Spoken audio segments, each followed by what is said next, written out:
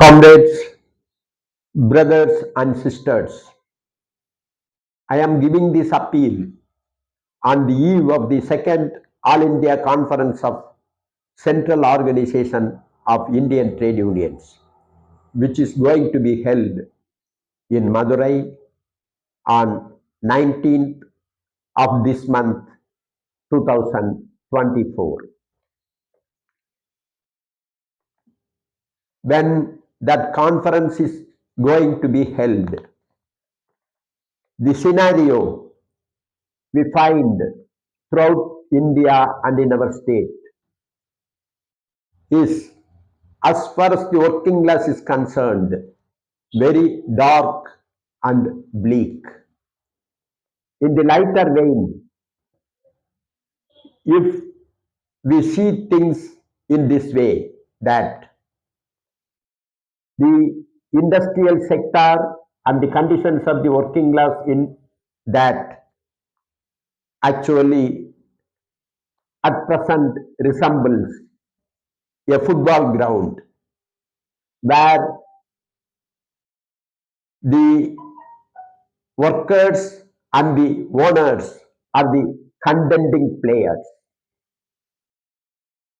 In the game, for the owner's side, there are many goalkeepers, such as the state, the media, etc., etc., and their money power including.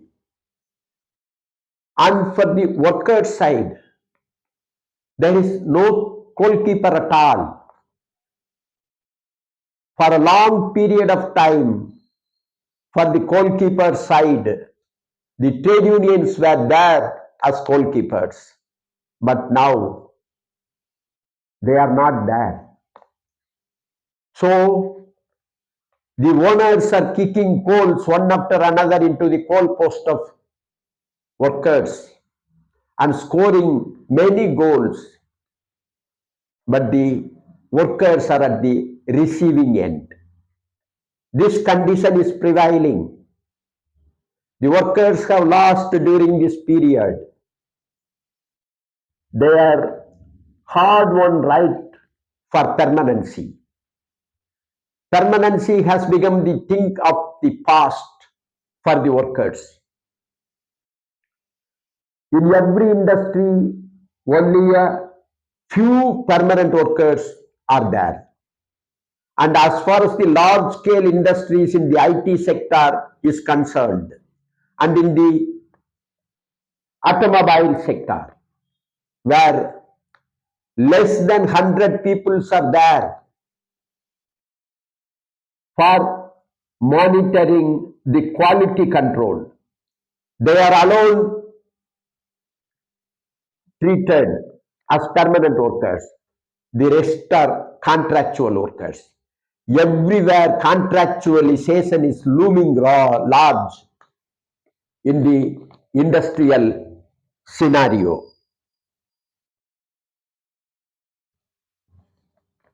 And if we look at Tamil Nadu, which is an industrial state for long, and the trade union movement was also well entrenched in the textile sector, engineering sector, and so many other sectors also.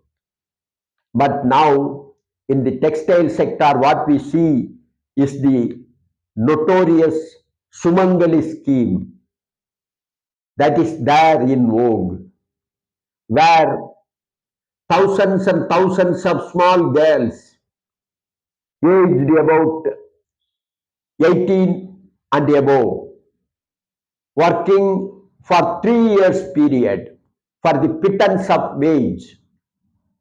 Many ships they are working, and many other atrocities are also perpetrated among them, because nobody is there to give an ear to their grievances. That is the scenario. At the end of the 3 years, they shall be paid a meager amount. The owners are saying that amount can be utilized by the parents of those girls for getting them off married. For such noble cause, they have introduced this scheme. That was their argument.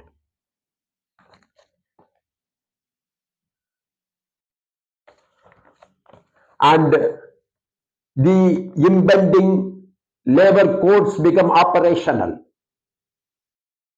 What will happen is, in the industries where the workers are less than 300, the owners can kick out any worker upon their wills and pleasures.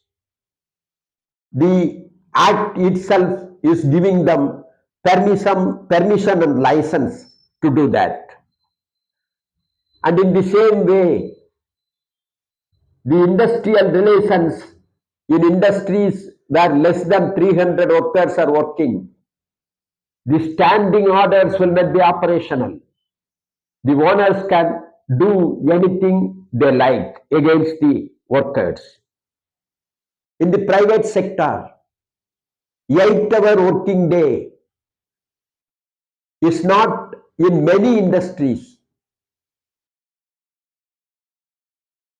8-hour working day is not there in many industries. The workers are working more than 12 hours in those industries. The workers who are not prepared to do that, they are sent out of employment with impunity. No trade union organization is there to oppose that. That is the thing. And the workers used to get certain benefits out of labor laws so far. And there were institutions and avenues for them to approach when they are penalized illegally, immorally, and in an unjustified manner by the owners, by raising disputes. The labor officers were playing an important role in that. Almost for every district owned labor office was there beforehand. But the labor code prescribes only 2 labor officers for the whole state. You imagine what will happen. Thousands and thousands of disputes would be rising. To hear them, there will only be 2 labor officers. Ever mounting disputes will be there in the labor offices. The legal avenue is also shut out virtually. Even though the claim will be made, definitely made that we are having labor officers for hearing the grievances of the workers. That way,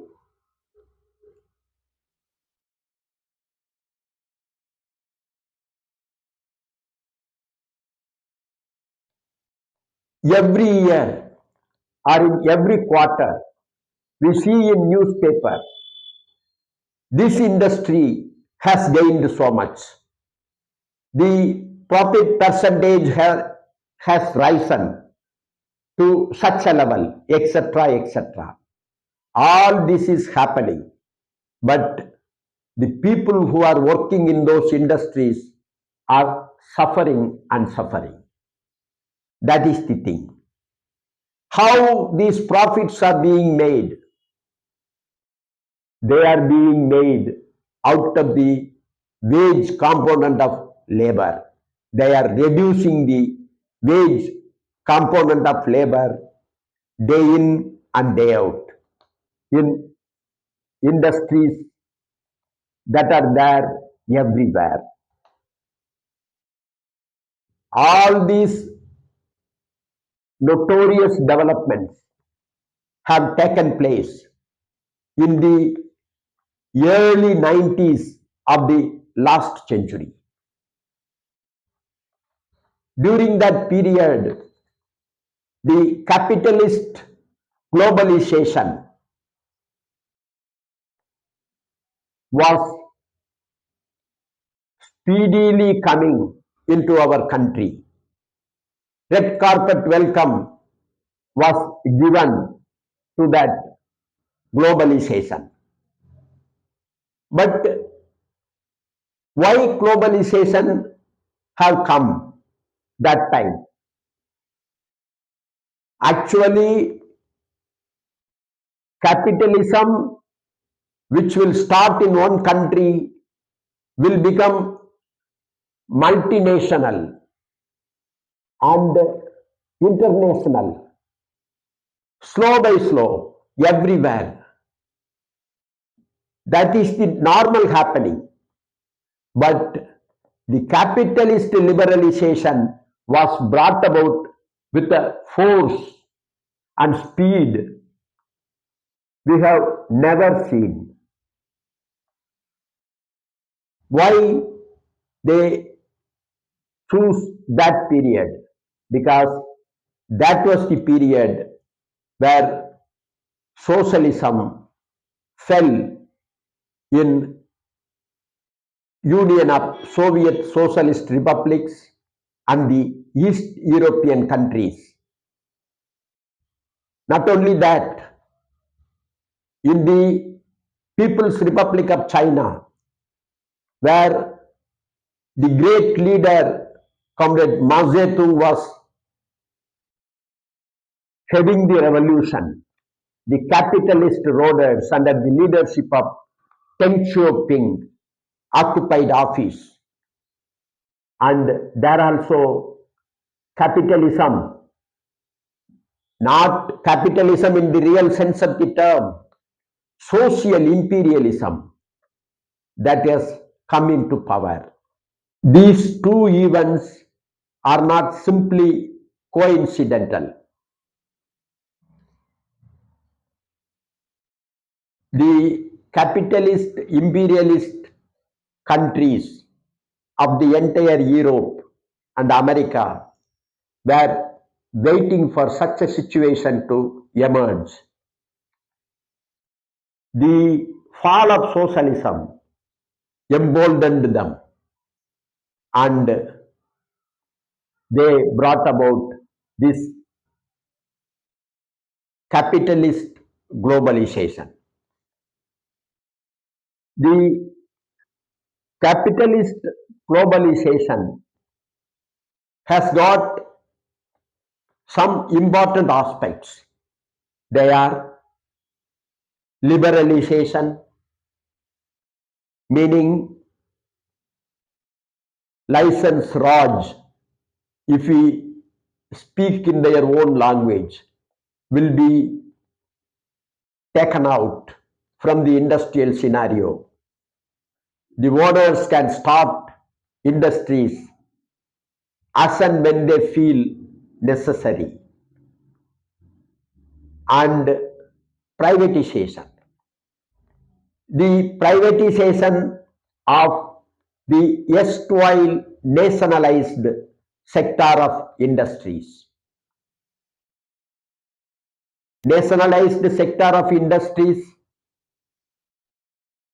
the workers working there were getting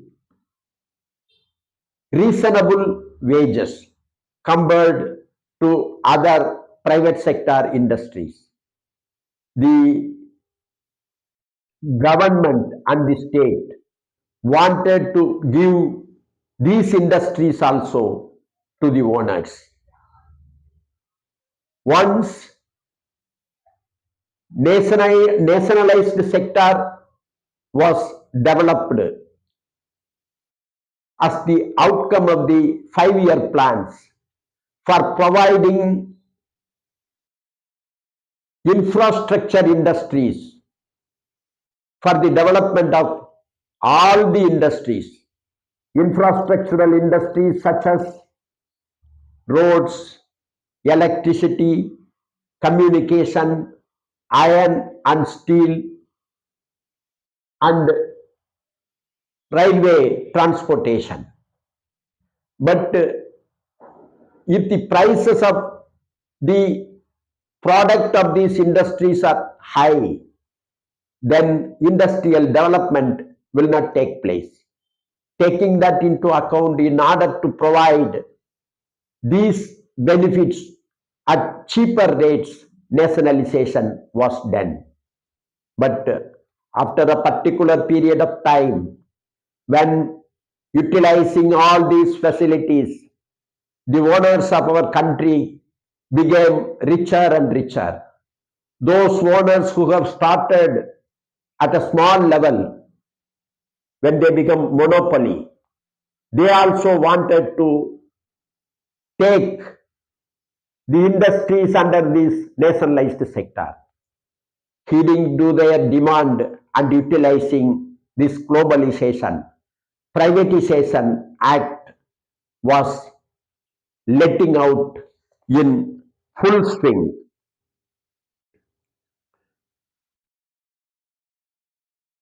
And another aspect of globalization is making structural changes and economic reforms. In our country, whatever that is being brought in the name of reforms are all anti-worker policies. Whatever they do against the workers, they call it reforms. That way, many reforms depriving the workers of their hard-won rights were brought about on the eve of this globalization.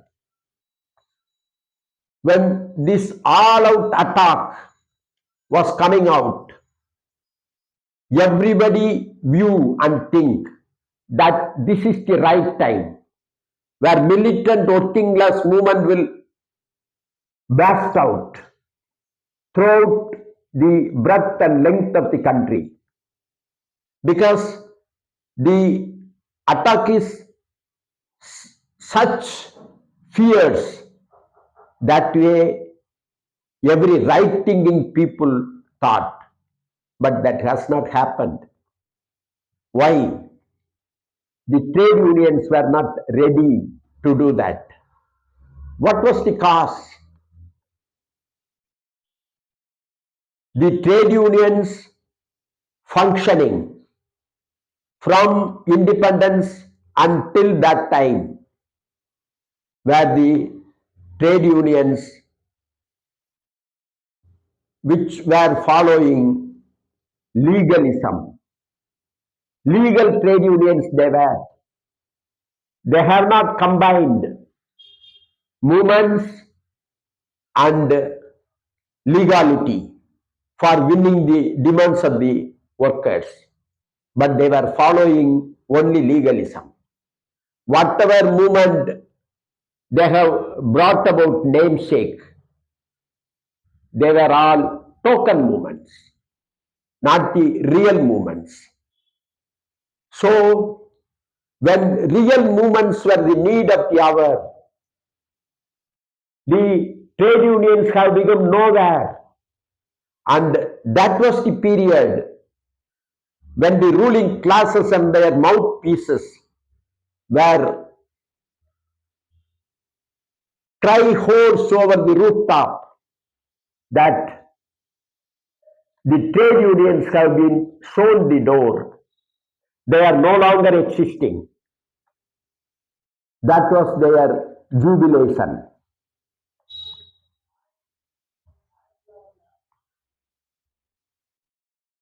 This condition has sidelined even the left trade unions also.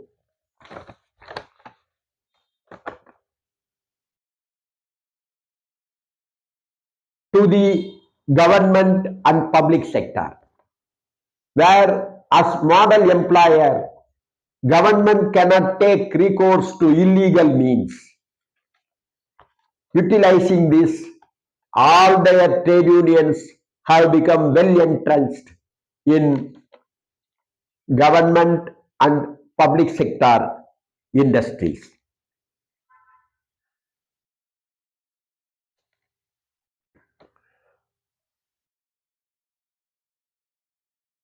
The absence of the working class politics have not only affected the trade union movement, it has affected the politics of our country also. Whatever semblance of democracy was there in our country was being put an end to, and fascism took recourse to it. Actually,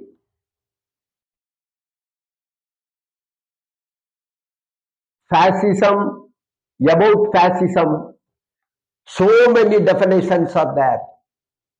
Military dictatorship, that was the definition everybody will accept. But those people who are crazy about militarization, they alone will bring about fascism. That was the best argument floated by the capitalist media all over the world. But in reality, fascism is an anticipatory move to stall proletarian revolution, the impending proletarian revolution. That is the real truth. The truth came out from the mouth of a valiant communist, Comrade Clara Zetkin of Germany. She also taught the working class of the world that the working class of the world should take the lesson that fascism was the punishment given by the capitalist, imperialist and corporate houses for the failure of the working class of these countries to bring about proletarian revolution. But utilizing this condition, the ruling classes in our country also, they are bringing about fascist measures one after another. They are strengthening the state apparatus with new laws, UAPA, NIA, etc., etc. And in their spree of bringing about fascist measures, they are actually attacking the concept of federalism also. So, for bringing fascism, the ruling powers at the center are using ultra-nationalism as well as religion. They are escorting the people that they are attempting to take our country to the glory of the Vedic ages. Not only the central government led by BJP, the state government is also in Tamil Nadu, the DMK led state government. They are also using this Tamil pride and their intention to take the Tamil Nadu to the glorious period of Rajaraja and Rajendra Chola.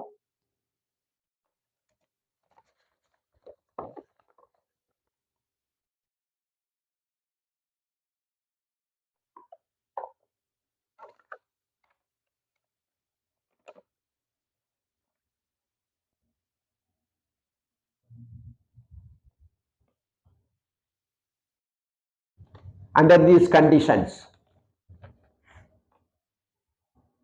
as fascism is a phenomena which is set out to work in favor of corporate powers, the central government as well as the state governments are vying with one another to bring about more and more anti-worker policies. Outwardly, and surreptitiously. While the capitalist class is doing all these things against the workers, from the side of the working class, no counter current has been created. No plan to stall these actual attacks and programs let out major and severe attacks of the working class. No planning is being done.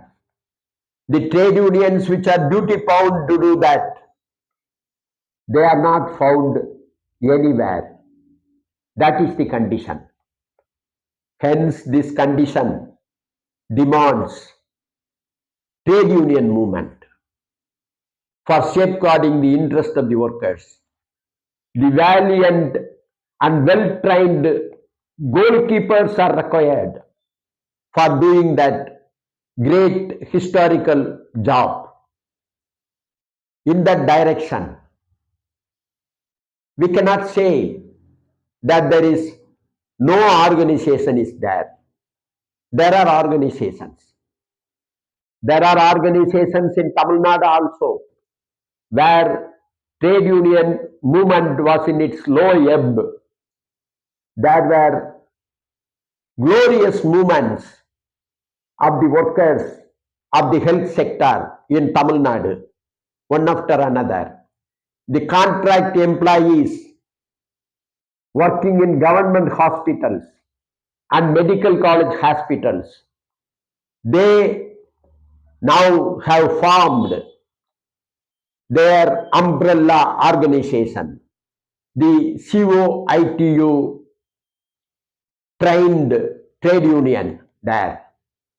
So far, in many ways, they were ill-treated, but now they are feeling some pride, the pride of the working class, the really eligible pride.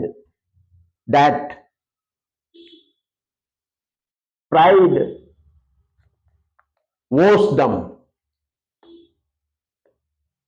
really, because they are keeping the hospitals nowadays clean as can never be seen in the past. That type of work they are doing, and for them also the COITU has given shelter. Likewise, the COITU is organizing all the contract laborers.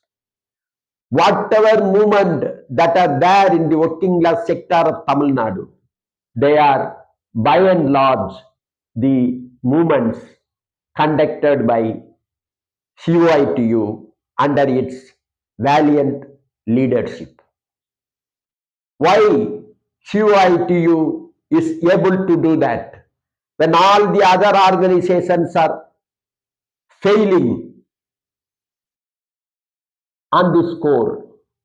Because COITU is following the working class politics, and it is using the working class politics to guide the workers. The working class politics have given the idea and concept as to how trade unions can be conducted as schools of communism. That way alone, hereafter trade unions can be conducted. Like before, all and sundries cannot develop trade unions, because trade unions are different organizations, basically different organizations. They are class organizations. Nobody who is not having any iota of idea of class struggle and class contradiction can develop trade union movement. Only those people who are class conscious and who are out to take out the fundamental change of the society where there is no exploitation. They alone can guide the workers. Not only guide, really guide and lead the workers in the direction of putting an end to the wage slavery they are suffering from at present. Such an organization, the Central Organization of Indian Trade Unions, is going to hold its second All India Conference, as I have stated earlier, in Madurai on 19th of December 2024. That conference is going to chart out program of action for not only the working class of Tamil Nadu, for the working class of India also. Because India also is in need of, dire need of good trade unions. At least in Tamil Nadu, some semblance of trade union movement is there. But in the rest of India, particularly in states like Gujarat, the name of the trade union cannot even be found. That is the condition. In the entire North India, no trade union movement at all. When the workers of 108 ambulance are getting reasonable salary while being compared with other states, the rest of the states where the same workers are not getting wage increase, etc., they are getting dismissal orders, termination orders, and these are the things that are there. And the trade union, the correct trade union, is the need of the hour. The revolutionary trade union, guided by the working class politics, is the need of the hour. That trade union is none else than Central Organization of Indian Trade Unions. The working class of India as well as the working class of Tamil Nadu is duty bound to make that conference a grand success by offering their help and support, both material and manual. They should come forward to make this conference a grand success, so that the message of this conference will reach the breadth and width of the country, and it will grip the minds of the working class, so that they also shall be organized under the umbrella of that organization. And the historically inevitable fundamental change in the society will be accomplished by the working class in course of time. With these words, I bring to an end to this appeal. Workers of all countries unite. Inqilab Jindabad.